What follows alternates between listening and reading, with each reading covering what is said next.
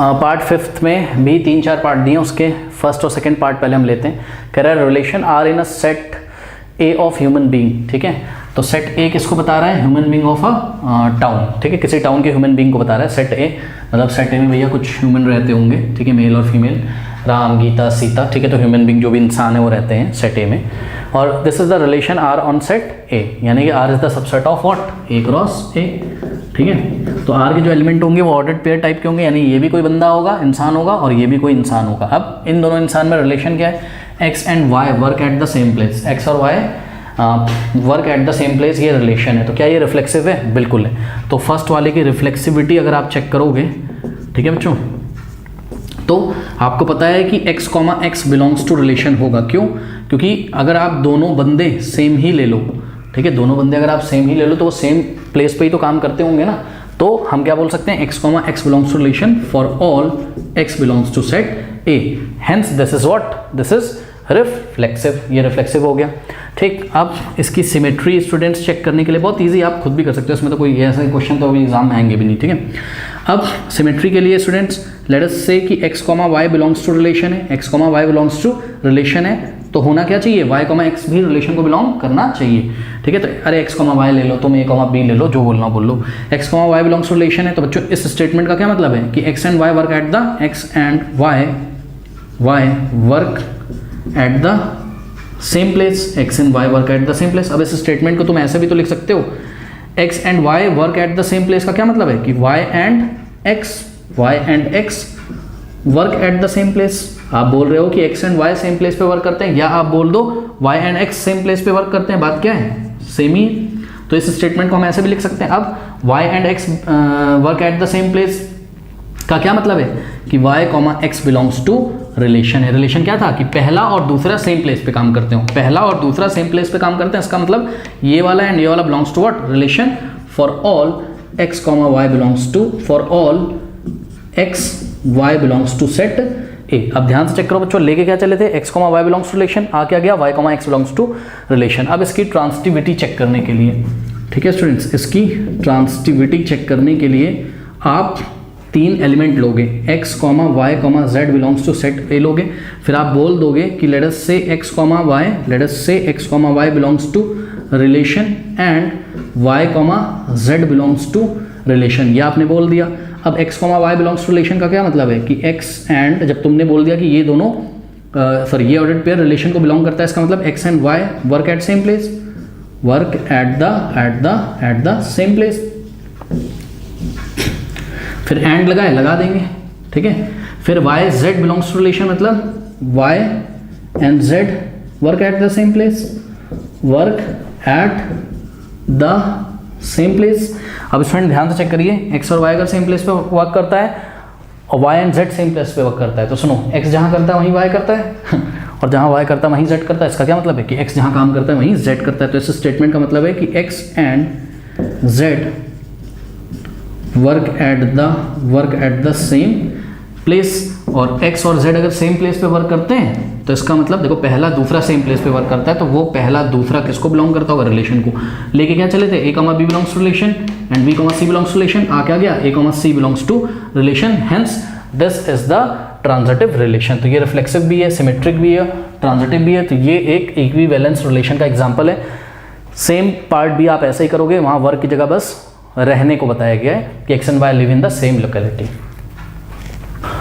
Fifth का part C student कह रहा है R the relation on set A such that x is exactly 7 centimetre taller than y, ठीक है student. अब ध्यान से चेक करिए, ये कोई बंदा x है, ठीक, और x की जो हाइट है वो y से, ये रहा y, ये रहा x और ये रहा y, ठीक। तो ये जो x की हाइट है ये y से 7 सेंटीमीटर क्या है? बड़ी है। तो यहाँ पर ध्यान से चेक करिए, x इज इक्वल्स टू क्या हो जाएगा? y प्लस 7, मतलब y की जो भी हाइट है उससे 7 सेंटीमीटर ज़्यादा है क्या? x। तो बच्चों ध्यान से सुनिए, इसकी रिफ्लेक्सिविटी चेक करने के लिए, इसकी ये रिफ्लेक्सिव तो नहीं होगा, सबको पता चल गया होगा। क्यों? क्योंकि x, x does not belongs to relation for all x belongs to set A. क्यों? क्योंकि कोई भी बंदा अपने से ही 7 सेंटीमीटर बड़ा नहीं हो सकता। रिलेशन क्या है? कि पहला वाला दूसरे से 7 सेंटीमीटर बड़ा है, पहला वाला दूसरे से 7 सेंटीमीटर यहाँ बड़ा हो पाएगा? नहीं, क्योंकि पहला भी पहला ही बंदा है और दूसरा वाला भी पहला ही बंदा है ना। तो हम क्या लिखेंगे यहाँ, सिंस नो पर्सन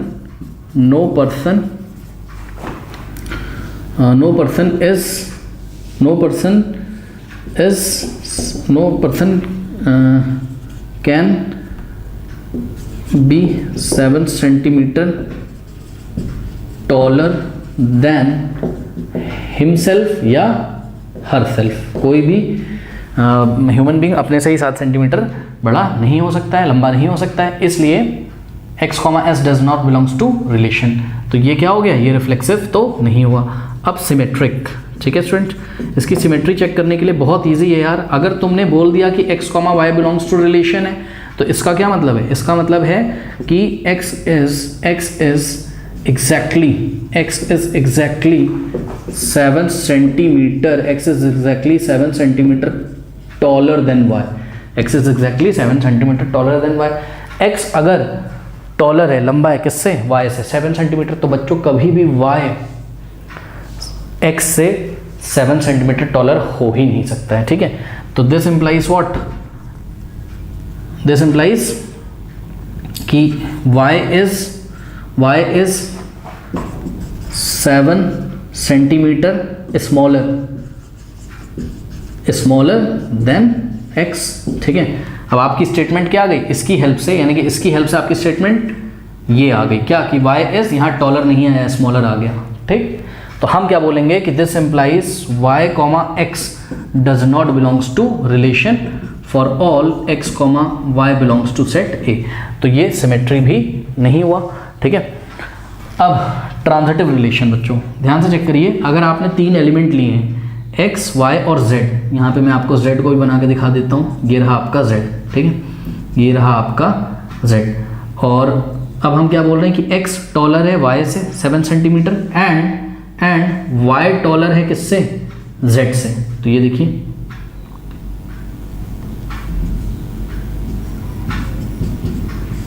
ठीक। अब आप खुद दिमाग लगाओ बच्चों, अगर x y से 7 सेंटीमीटर टॉलर है और y z से अगर 7 सेंटीमीटर टॉलर है, तो ध्यान से चेक करिए x को और z को चेक करिए। x जो होगा वो z से 7 नहीं होगा, x जो होगा वो z से कितना टॉलर हो जाएगा? 14 सेंटीमीटर टॉलर हो जाएगा, ठीक है बच्चों। हो जाएगा कि नहीं हो जाएगा बताइए, ठीक है।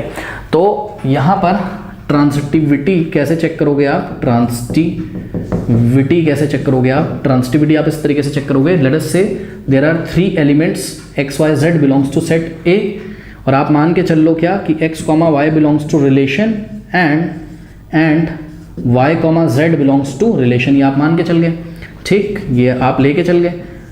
और इसका क्या मतलब है? x, y belongs to relation, इसका मतलब है कि x is exactly this implies x is exactly 7 centimetre taller than y and y, z belongs to relation का क्या मतलब है कि y is exactly 7 centimetre taller than z। This implies, इस बात का क्या मतलब है कि x is, तुमको x और y में रिलेशन पता, सॉरी x और z में पता करना है ना, तो इसका इस स्टेटमेंट का मतलब है कि x is exactly 14 centimetre, x is exactly 14 centimetre taller than z। x तो z से 14 सेंटीमीटर टॉलर आ गया स्टूडेंट्स, यानी कि x और z एलिमेंट रिलेशन को बिलोंग नहीं करते। कब करते x और z?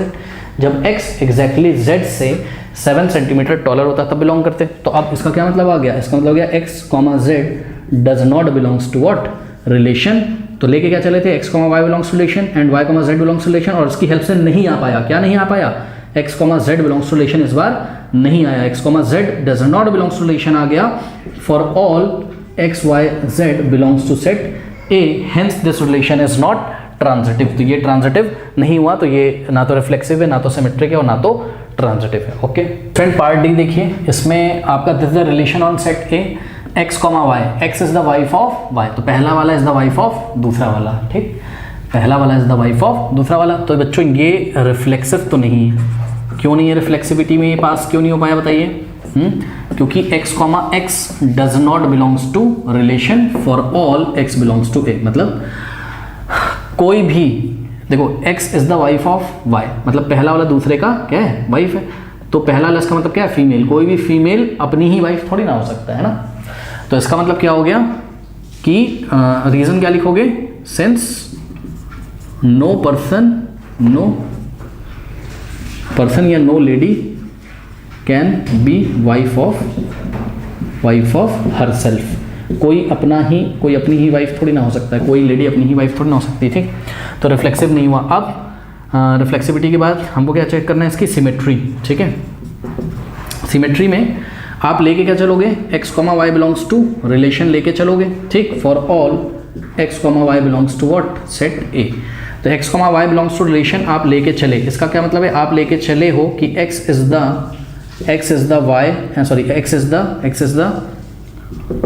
वाइफ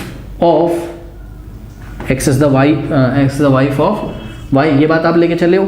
तो दिस इंप्लाइज पक्का क्या, दिस इंप्लाइज पक्का कि y इज नॉट, ध्यान से देखिए, y is not the wife of x। अगर x y की वाइफ है तो y कभी भी x की वाइफ नहीं हो सकती है, ठीक है स्टूडेंट, क्योंकि ये हो गई फीमेल और ये हो गया आपका मेल फीमेल की वाइफ तो हो ही नहीं सकती है। दिस इंप्लाइज व्हाट, कि y comma x does not belongs to relation for all x comma y belongs to set A। तो x comma y belongs to relation आप लेके चले थे और उसकी हेल्प से y comma x does not belongs to relation आ गया, इसलिए ये सिमेट्रिक नहीं है। अब इसकी ट्रांसिटिविटी बच्चों चेक करते हैं, ठीक है। तो इसकी अब हम क्या चेक करेंगे, इसकी ट्रांसिटिविटी चेक करते हैं। तो ट्रांसिटिविटी अगर हम चेक करते हैं तो हम लेके क्या चलेंगे, late us say x comma y belongs to relation. सबसे पहले हम लिखेंगे 3 एलिमेंट लेंगे, क्या कि x comma y comma z belongs to set A, और फिर बोलेंगे x comma y, let us say कि x कॉमा, भाई ऐसा लेके चलो और ऐसा लेके चलो, उसकी हेल्प से अगर ऐसा आ जाए तब वो ट्रांजिटिव होगा। तो x comma y belongs to relation and y comma z belongs to relation, ऐसा आपने बोल दिया for all x comma y comma z belongs to set A, ठीक है, क्योंकि रिलेशन कौन से सेट पे था, A, तो एलिमेंट्स कहाँ से लोगे, सेट A से लोगे। अब इस बात का क्या मतलब है, आपने बोल दिया है, क्या आपने बोल दिया है कि x comma y belongs to relation है, इसका मतलब आपने बोला है कि x is the wife of y, ठीक है students, and y is the wife of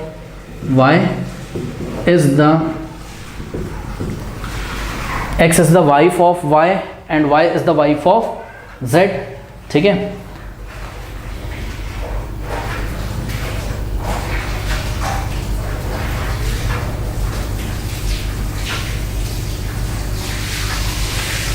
ये तो बड़ा अजीब सा केस आ गया, x is the wife of y बोल दिया, ठीक है, यानी कि x क्या है, फीमेल है, और y क्या है,